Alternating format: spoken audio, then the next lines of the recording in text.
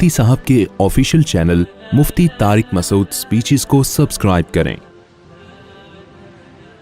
تو اب دیکھو قرآن نے کیا بیان کیا، زنا کی سزا سخت ہے نا، تو اس کے ثبوت کے لیے قرآن نے معیار بہت اونچا کر دیا ہے۔ تو توہین رسالت کی سزا اگر قتل ہے، اس کے ثبوت کے لیے بھی معیار کیا ہوگا، بہت اونچا ہوگا۔ ہر شک کا فائدہ مجرم کو ہوگا۔ جہاں تھوڑی سی کنفیوژن پیدا ہوگا، دیکھو زنا میں کیا ہے، 4 آدمی گواہی دیں گے عدالت میں جا کے، کتنے گواہی دیں گے، 4۔ فقہا نے بیان کیا جہاں بھی جج کو ذرا سا تردد ہوا نا کہ کچھ گڑبڑ ہے، فوراً سزا کیا ہوگی، ساقط۔ شک کا فائدہ کس کو پہنچایا جائے گا، مجرم کو۔ وجہ کیا ہے کہ ایک بے گناہ آدمی مارا جائے، یہ بدترین ہے اس سے کہ 100 گنہگار چھوٹ جائیں۔ زیادہ زیادہ یہی ہوگا نا، اس نے زنا کیا تھا مگر سزا نہیں ملی، معیار گواہ اس معیار کے نہیں تھے، تو یہ اتنا برا نہیں ہے۔ لیکن آپ نے معیار گرا دیا اور اس کی وجہ سے کوئی بے گناہ پہ زنا کی تہمت لگ کے اس کو سزا دے دی، یہ بہت خطرناک ہے۔ تو دنیا کا اصول ہے، اسلام کا بھی اصول ہے، جرم ثابت ہونے میں اگر ذرا بھی تردد ہو تو اس تردد کا فائدہ کس کو پہنچایا جاتا ہے، مجرم کو۔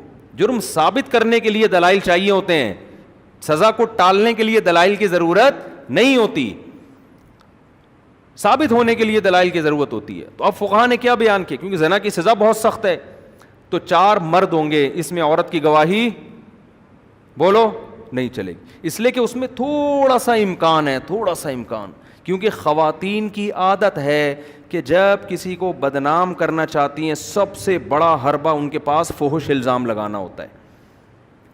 یہ میاں بیوی کے جھگڑوں میں ہمیں بہت دیکھنے کو ملتا ہے، میاں بیوی کے جھگڑوں میں، کہ جب مسئلہ ہوگا نا فوراً میرا میاں، کیونکہ اس الزام کو لوگ جلدی قبول کر لیتے ہیں، لوگ کہتے ہیں اس کی بیوی ہے، یہ گھر کے حالات زیادہ جانتی۔ میں نہیں کہہ رہا ساری عورتیں ایسا کرتی ہیں، اور جو بیان سن رہی ہیں وہ تو بالکل کبھی بھی نہیں انہوں نے ایسا کیا، میں صرف یہ کہہ رہا ہوں کہ فحش الزام لگانے کے معاملے میں مردوں میں کی بجائے عورت میں یہ الزام کا ریشو زیادہ ہے، یعنی مرد بھی فحش جھوٹے الزام لگا سکتے ہیں، مگر عورتوں میں یہ والے الزام لگانے کا ریشو مردوں سے زیادہ ہے۔ جب بدنام کرنا ہوگا یہ بندہ ایسا ہے، یہ یوں ہے، یہ یوں ہے، اس میں بعض دفعہ صحیح بھی الزام ہوتے ہیں لیکن بہت دفعہ غلط الزام بھی ہوتے ہیں۔ تبھی نبی صلی اللہ علیہ وسلم جب عورت کو بیعت کیا کرتے تھے تو آپ ان سے یہ ایگریمنٹ لیتے کہ وَلَا يَأْتِينَ بِبُهْتَانٍ يَفْتَرِينَهُ بَيْنَ أَيْدِيهِنَّ وَأَرْجُلِهِنَّ، کسی پر کبھی زندگی بھر فحش الزام نہیں لگاؤ گی،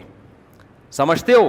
تو اس لیے یہاں شریعت نے مجرم کو فائدہ پہنچانے کے لیے کہ اس پہ سزا ٹلے، یہاں شریعت نے کہا کہ مرد گواہی دے گا تو مانا جائے گا، عورت کی گواہی یہاں معتبر نہیں ہے۔ حالانکہ ہو سکتا ہے عورت سچ بول رہی ہو، لیکن معیار کو اونچا کرنے کے لیے اسلام نے کیا قانون بنایا کہ مرد گواہی دے گا۔ دیکھو میں جو آپ کو سمجھانا چاہ رہا ہوں نا، اس کو کھوپڑی میں بٹھاؤ کہ سزاؤں کے معاملے میں اسلام کا معیار کتنا سخت ہے اور ہمارا معیار کتنا ہلکا ہے۔ تو ہم اس ہلکے معیار کو عشق مصطفیٰ قرار دیتے ہیں، تو یہ قرآن و سنت سے آگے نکلنے کی کوشش ہو گئی کہ نہیں ہو گئی؟ پولیس کا کیس ہے میرے بھائی، ایسے سمجھنے والی باتیں نہیں ہیں۔ اسلام کہہ رہا ہے کہ بہت اونچا معیار کرو اگر سزا سخت ہوگی، اور ہم کیا کہہ رہے ہیں، نہیں ہم توہین رسالت یا اس کے معاملے میں ہم کسی کی نہیں سنیں گے۔ اور ایسے ایسے نعرے ایجاد کیے ہوئے ہیں نا، وہ میں نعرے بتاؤں تو پھر ایسا نہ ہو کوئی کسی خاص تنظیم پہ جا کے فٹ کرتے کہ یہ نعرے تو یہ لوگ لگا رہے تھے، تو خامخواہ کی دشمنیاں۔ نعرے ہی غلط ہیں، جو نعرے ایجاد کیے گئے ہیں نا، وہ نعرے ہی کیا ہیں، وہ شریعت کے خلاف ہیں۔ تو اس لیے زیادہ فنٹر بننے کی کوشش مت کرو۔ تو اسلام کیا کہتا ہے، 4 گواہ ہوں گے، وہ کیا ہوں گے، مرد ہوں گے۔ فقہا پھر آگے بیان کرتے ہیں، کیونکہ حدیث میں آتا ہے ادرؤوا الحدود ما استطعتم، جتنا ممکن ہو حد کو ساقط کرو، یعنی جب تک پورا ثبوت نہ ہو جائے۔ اسی وجہ سے حضرات فقہا نے پھر اجتہاد کیا اسی حدیث کی روشنی میں کہ 4 گواہوں کو بلایا جائے گا، جب وہ گواہی دیں گے ان کے جرح ہوگی کہ یہ صحیح بھی ہیں، ایسا تو نہیں ان کا کہ اس سے کوئی دشمنی چل رہی ہو، قرضہ نہ دے رہے ہو، اس پہ اس وجہ سے الزام لگا دیا، تو اس کو کہتے ہیں جرح۔ عدالت جرح کرے گی، صحیح طرح سے پرکھے گی کہ ان کا کوئی ذاتی مفاد تو نہیں ہے۔ پھر جرح کرنے کے بعد جب عدالت کو یقین ہو جائے گا یہ 2 نمبر لوگ بھی نہیں ہیں, جھوٹے بھی نہیں ہیں, ان کا کوئی ذاتی مفاد بھی نہیں ہے, ایسا بھی نہیں ہے کہ کوئی ذاتی دشمنی ہو, کوئی سالے والے ہوں وغیرہ وغیرہ, تو پھر عدالت کیا حکم دے گی کہ رجم کی سزا میں حکم دیا جائے گا سب سے پہلے سزا پتھر آپ نے پھینکنے ہیں. جو گواہ ہے نا ان کو کہا جائے گا سب سے پہلا پتھر کس نے مارنا ہے, آپ نے مارنا ہے. اس لیے کہ اگر ان کے دل میں ذرہ برابر بھی چور ہوگا نا تو یہاں ان کے ہاتھ کانپ اٹھیں گے سزا دیتے ہوئے کہ یار ہم بے گناہ کو مار رہے ہیں. اگر وہاں یہ رک گئے کہ نہیں جی ہم نہیں, تو یہ اس کی علامت ہوگی, ایک شک پیدا ہو گیا کہ شاید یہ کیا کر رہے تھے, جھوٹ بول رہے تھے. اس کا فائدہ کس کو پہنچایا جائے گا, مجرم کو پہنچایا جائے. اور بھی بہت ساری شرطیں ہیں جو ابھی میں بیان کروں گا تو پورا ٹائم اسی میں لگ جائے گا. اصل مقصد اسلام کا فلسفہ سمجھانا ہے کہ جہاں سزا سخت ہوگی اس کے ثبوت کے لیے معیار بہت زیادہ اونچا ہو جائے گا, سخت ہو جائے گا. اس میں آپ جذباتی پن پہ آ گئے نا اگر کہ اس کو عدالت نے کیوں بری کر دیا, اس کو عدالت نے کیوں بری کر دیا, یہ تو توہین کا مرتکب تھا تو عدالت نے بری کر دیا. آپ اگر عدالت کو کہتے ہو نا یہ عدالتیں 2 نمبر ہیں, تو قوم کو بھی آپ 1 نمبر نہیں کہہ سکتے کہ ان کا بھی کوئی بھروسہ نہیں ہے کہ انہوں نے جس پر مقدمہ ڈالا وہ واقعی مجرم ہے بھی یا نہیں ہے, ان کا بھی کوئی بھروسہ نہیں ہے. آگے چلتے ہیں ہم, آگے قرآن کہتا ہے والذین یرمون ازواجہم. ہاں قرآن کہہ رہا ہے اگر فإن لم یاتوا بالشہداء, اگر یہ 4 گواہ نہ لے کر آ سکیں, فجلدوہم 80 جلدہ, تو جنہوں نے گواہی دی ہے الٹا ان کو 80 کوڑے مارو. 2 آدمی چلے گئے عدالت میں گواہی دینے, 3 آدمی چلے گئے کہ اس نے زنا کیا ہے, چوتھا نہیں لا سکے وہ, تو قرآن کیا کہتا ہے الٹا ان کو کیا کرو 80 کوڑے مارو. کہ جب تمہارے پاس گواہی کا نصاب ہی نہیں تھا تو تمہیں خام میں کسی پہ الزام لگانے کی بولو ضرورت کیا تھی. مثال کے طور پر آپ نے کہہ دیا معذرت کے ساتھ بھئی آپ ہیں نہیں, آپ نے کہہ دیا یہ چور ہے. یہ کرتے ہیں لوگ نا. اب لوگ آپ سے پوچھ رہے ہیں آپ کے پاس کیا ثبوت ہے, کہہ رہے ہیں ثبوت تو نہیں ہے میرے پاس لیکن مجھے پتہ ہے یہ چور ہے.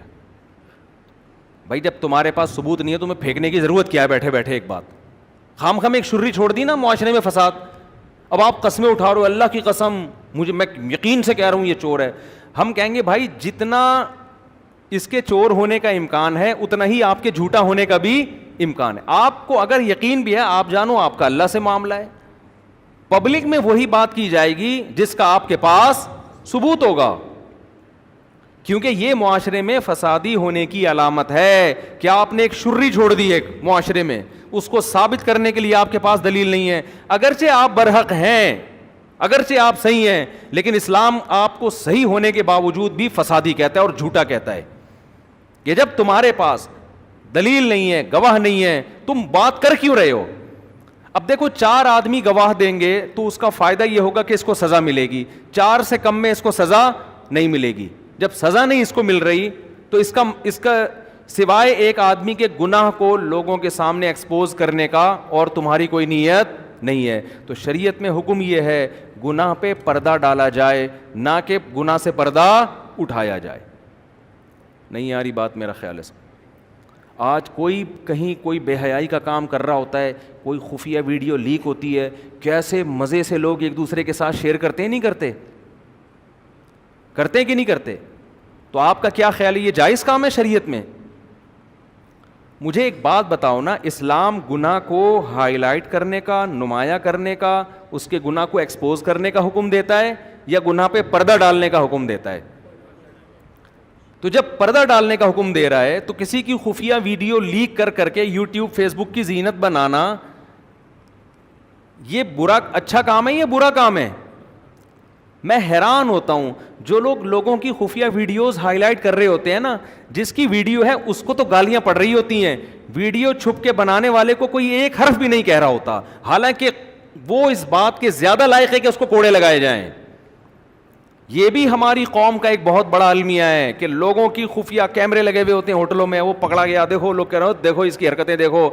بھائی اس کی حرکتیں یقیناً بری ہیں, اس کی حرکتیں خدا کی قسم اس سے زیادہ بری ہیں جس نے بند کمرے میں خفیہ کیمرہ لگایا تھا. میرے سامنے کیس آیا, ایک صاحب کو کسی سے دشمنی ہو گئی, پیسوں کا کوئی لین دین کوئی مسئلہ, تو اس نے اس کے کمرے میں چپکے سے کیمرہ لگوا دیا. وہ بندہ کوئی فحاشی وغیرہ کرتا تھا, لڑکیوں سے تعلقات تھے اس کے, چھپ کے, کھلے عام نہیں.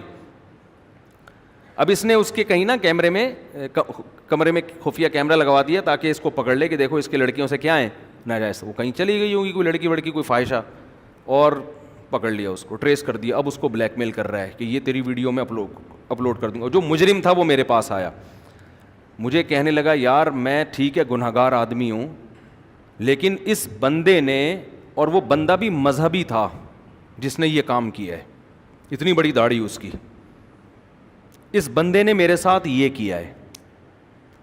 میں نے کہا بھائی تو مجرم ہے, میں تجھے اپریشیٹ نہیں کرتا, تو لڑکیوں سے زنا کر رہا ہے, لیکن خدا کی قسم جس بے شرم انسان نے یہ کیمرہ لگایا ہے نا, لکھوا لو مجھ سے کہ قیامت کے دن شاید اللہ تجھے معاف کر دے, لیکن مجھے امید نہیں ہے کہ اللہ اس کو معاف کرے گا. اس لیے کہ آپ کو کس نے یہ اتھارٹی دی ہے کہ آپ کسی کی پرائیویسی میں ایسا گھسو. کیونکہ دیکھو انسان جب اللہ کے ساتھ, اللہ کے یعنی گناہ کرتا ہے اور اللہ کو پتہ ہوتا ہے, 100 بار توبہ کرے گا, توبہ کا دروازہ اس کے لیے کھلا ہوا ہے. ثم اجتباہ ربہ فتاب علیہ وہدا. قرآن کہتے ہیں آدم سے خطا ہوئی, توبہ کی, بالکل اللہ نے ویسا ہی مقرب بنا لیا جیسے خطا سے پہلے تھے. لیکن جب آپ کا گناہ لوگوں کے سامنے آ گیا, آپ 100 بار اللہ سے, ایک بار اللہ سے توبہ کرو معاف کر دے گا, اب 100 بار بھی توبہ کرو اللہ معاف کرے گا, پبلک کبھی بھی معاف نہیں کرے گی. اور ایسا ذلیل انسان اپنی اولاد کی نظر میں, بیوی کی نظر میں, رشتہ داروں کی, سب کیا اس کی کوئی عزت رہ جائے گی گھر کے اندر؟ کتنی بڑی سزا دے دی آپ نے اس کو. یہ کام ہمارے ہاں مذہب کے نام پہ بھی ہو رہا ہوتا. ہم کہتے ہیں ہم بندے کو نا بتانا چاہتے تھے 2 نمبر ہے 1 نمبر نہیں, اس لیے ہم نے ایکسپوز کر دیا اس کو. تو خوب سمجھ لو, جو چھپ کے تنہائی میں گناہ کر رہا ہے, شریعت میں اس کے گناہ پہ پردہ ڈالنے کا حکم ہے, اس کے گناہ کی اس ستاری کی چادر کھینچنے کی اجازت آپ کو بولو نہیں ہے. بعض خواتین یہ کام کر رہی ہوتی ہیں گورنمنٹ کے اداروں میں, کسی سے دشمنی ہوتی ہے نا, پہلے اس کو سیٹنگ کر کے پھنسائیں گے, سیٹنگ کر کے پھنسا کے خفیہ کیمرے لگا دیے, پھر قابل اعتراض حرکتوں کو کیا کر دیا, لیک کے, یہ دیکھو یہ بندہ کیا ہے, یہ بندہ 2 نمبر ہے. تو لوگ, وہ بندہ ہے 2 نمبر, میں اس کو نہیں کہہ رہا, لیکن میرے بھائی جتنے جوتے اس بندے کو پڑنے چاہیے نا, اس سے ڈبل جوتے اس عورت کو پڑنے چاہیے, اس سے ڈبل جوتے کس کو پڑنے چاہیے, اس عورت کو. تو یہ فلسفہ ہے جو ہمیں اس سے پتہ چلتا ہے. قرآن کہتا ہے اگر 4 گواہ نہیں لے کر آئے فجلدوہم 80 جلدہ, تو ان کو کتنے کوڑے مارو, 80 کوڑے. ایک سزا تو 80 کوڑے کی, اور دوسری سزا کیا ہے, ولا تقبلوا لہم شہادۃ ابدا, اور آج کے بعد ان کی گواہی کسی بھی معاملے میں کبھی بھی قبول نہیں ہوگی, ہمیشہ کے لیے کالعدم, کبھی بھی ان کی گواہی قبول نہیں ہوگی. ہمارے یہاں تو ایسا ہوتا ہے کہ سپریم کورٹ کی طرف سے کسی کو چور قرار دینے کا ٹھپا لگا دیا جاتا ہے, نہ صرف یہ کہ اس کی گواہی قبول ہوتی ہے, اس کو ملک کا صدر اور پراپر طریقے سے وزیر اعظم بنا دیا. گواہی تو بہت چھوٹی چیز ہے ہمارے ملک میں, پراپر طریقے سے بنا دیا جاتا ہے. الحمدللہ اب دوبارہ بننے کے چانسز اللہ نے چاہا تو ہو گئے ہیں, اور انشاءاللہ اس سے پیٹرول بھی سستا ہو جائے گا, اور حج 7 لاکھ سے دوبارہ کس پہ آ جائے گا, 2.5 لاکھ. اور اگر یاد رکھو سستائی ہو گئی نا تو اور بیڑا غرق ہونے والا ہے, اس کی علامت ہے, کیونکہ یہ نیچرل سستائی نہیں ہے. ہاں یہ سمجھ لو, اگر سستائی ہو گئی تو یہ اور خطرناک ہے, کیونکہ وجہ یہ ہوگی کہ اس طرح سے سستائی ہوگی کہ پھر دبا کے پیسہ لے کے کھلا دیں گے اور ہماری نسلوں کو عذاب میں ڈال دیں گے, پھر بالکل گروی ہو جائیں گے. میں کہتا ہوں امریکہ سیدھا, پاکستان سیدھا امریکہ کے حوالے کر دو, کالونی بنا دو. غلامی سے بہتر ہے کہ ان کی گورنمنٹ کو مان لو نا. آپ نہیں آ رہی سمجھ میں, رہنے دو, پھر وہ سارا ٹاپک ہی ہمارا کہیں اور چلا جاتا ہے. وَيَدْرَأُ عَنْهَا, پھر اللہ نے فرمایا, اس میں اور حکام ہیں وہ بہت لمبے ہو جائیں گے, جلدی جو موٹے موٹے حکام ہیں میں بیان کر کے وہ آگے چلتے ہیں ہم.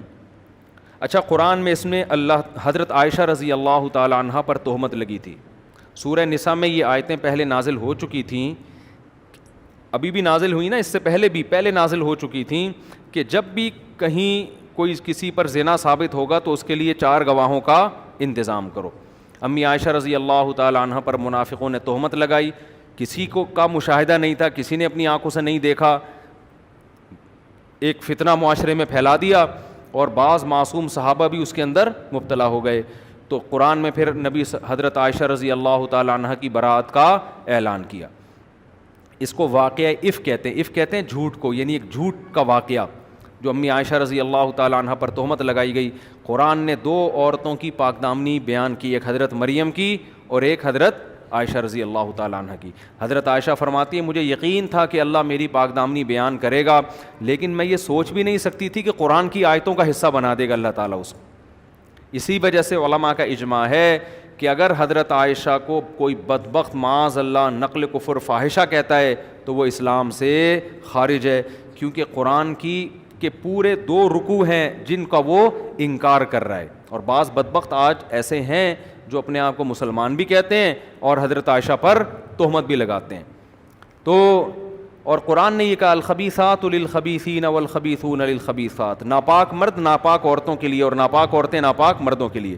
اس میں قرآن نے اشارہ دے دیا کہ حضرت عائشہ سے جو نکاح ہوا ہے یہ اللہ کی سلیکشن سے ہوا ہے. حدیث میں آتا بھی ہے, آپ صلی اللہ علیہ وسلم نے شادی کے بعد حضرت عائشہ کو بتایا کہ جبریل تمہاری تصویر لے کر خواب میں آئے میرے پاس اور مجھے بتایا کہ تمہارا نکاح ان سے ہوگا, ان سے تمہارا نکاح ہوگا. تو یہ پیشکش حضرت ابو بکر کی طرف سے تھی, خوب سمجھ لیں.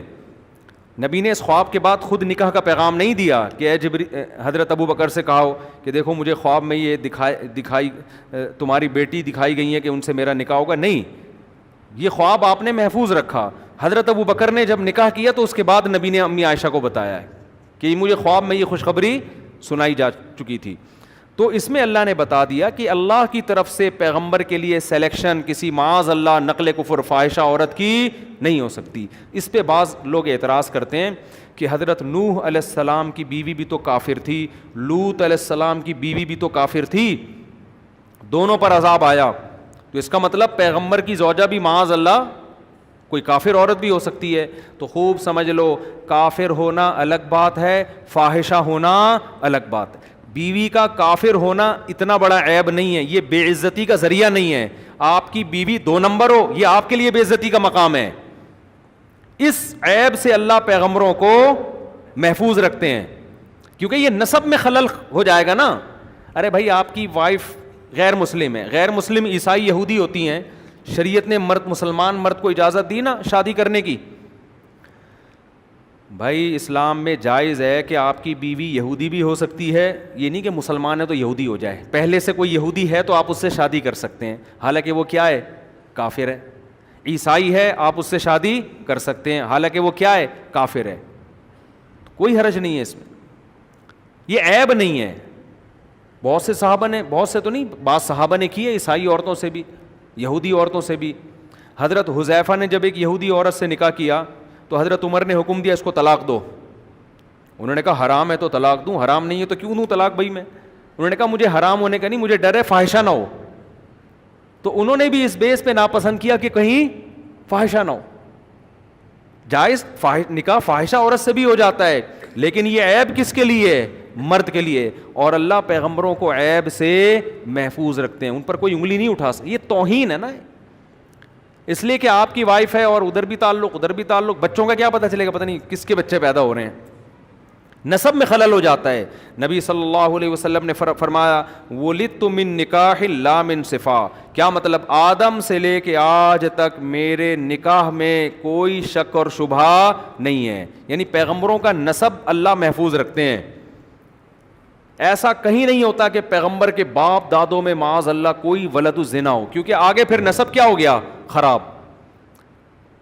تو نوح علیہ السلام کی بیوی اگر کافر تھی, فاحشہ نہیں تھی, کیونکہ آگے اگر فاحشہ ہوتی تو نوح علیہ السلام کے جو بیٹے تھے حام سام اور یافس, ان کے نسب میں شک ہوتا کہ نہیں ہوتا کہ یہ پتہ نہیں ان کے ہیں بھی کہ نہیں ہیں.